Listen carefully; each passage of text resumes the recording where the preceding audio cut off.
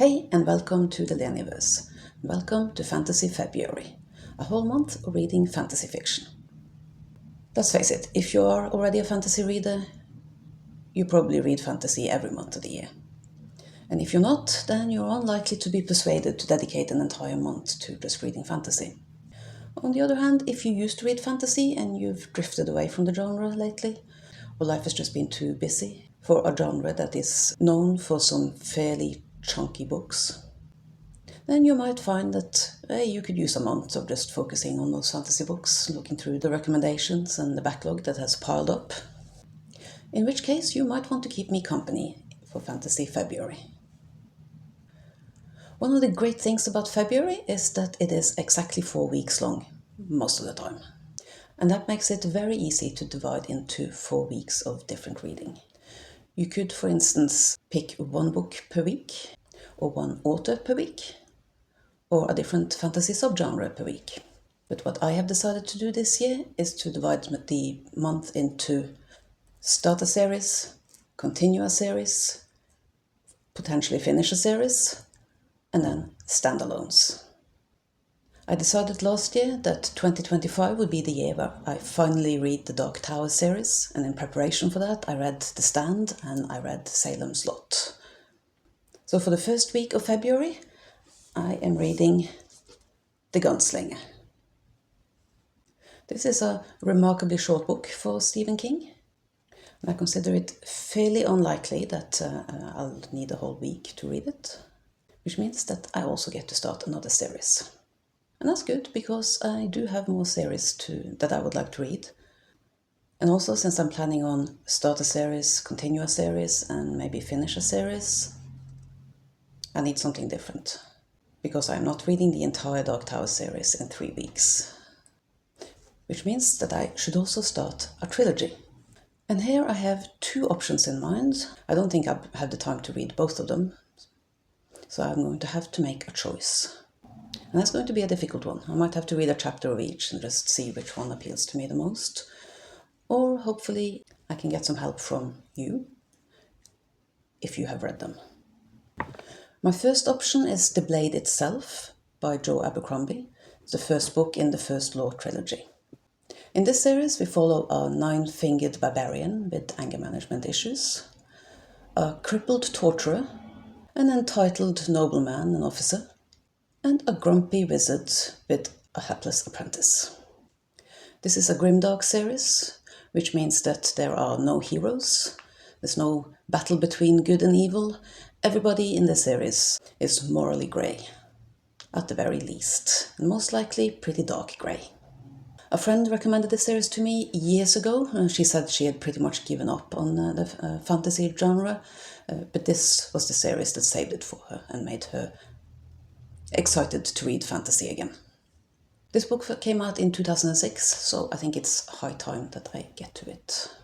My other option is a bit more recent. It's from 2017, although I only heard of it for the first time a couple of years ago. The book is called The Ninth Reign, and it's the first book in the Winnowing Flame trilogy by Jen Williams. This is a series set in a post-apocalyptic high fantasy world with dragons, insectoid alien invaders, and a very diverse cast of characters. It has been described as semi-grimdark. Apparently you should fear for the characters. And also there are elements of steampunk. I am intrigued. I fully approve of genre blending. If you have read either of these 2, I would love to hear in the comments what you think of it and if you think which one you think I should prioritize. Then, when we get to the second week, it's continue a series.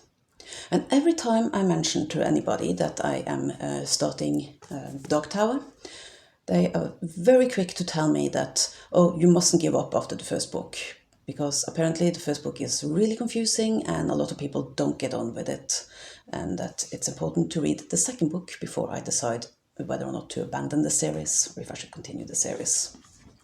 And so I have the drawing of the 3.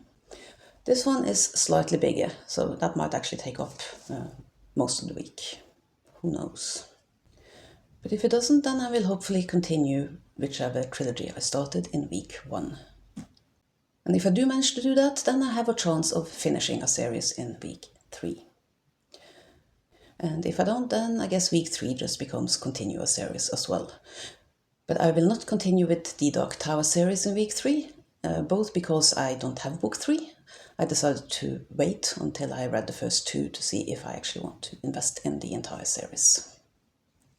I do have another second book in a series that I should read in February, because I have started reading The Cosme with a group on Litzy. And we're reading the first Mistborn book now in January, and we have the second one, The Well of Ascension, planned for February.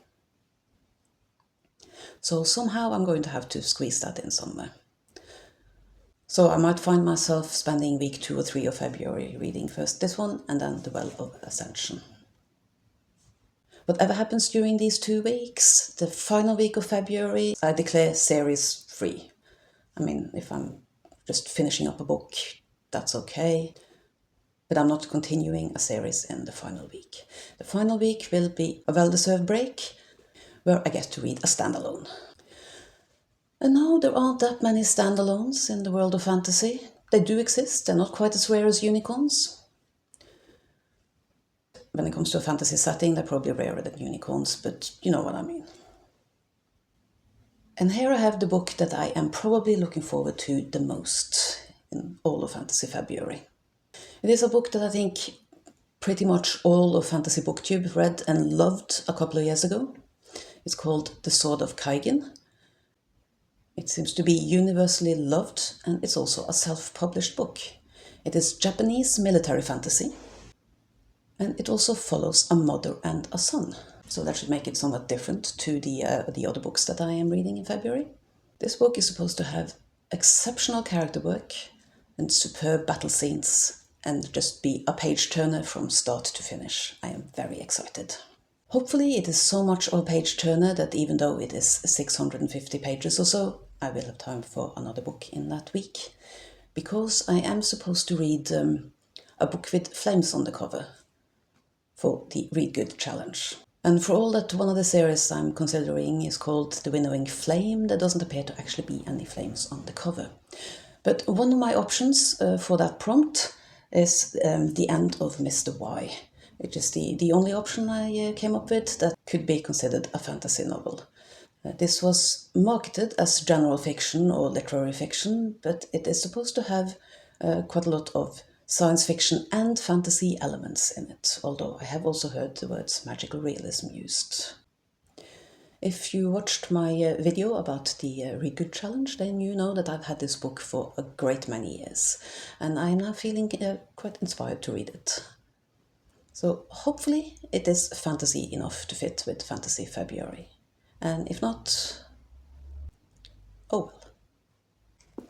So that's my plan, and I am hoping to actually make some weekly updates this time. Maybe not quite a reading blog, but at least a quick check-in at the end of each week to say how things went and my plan for the following week.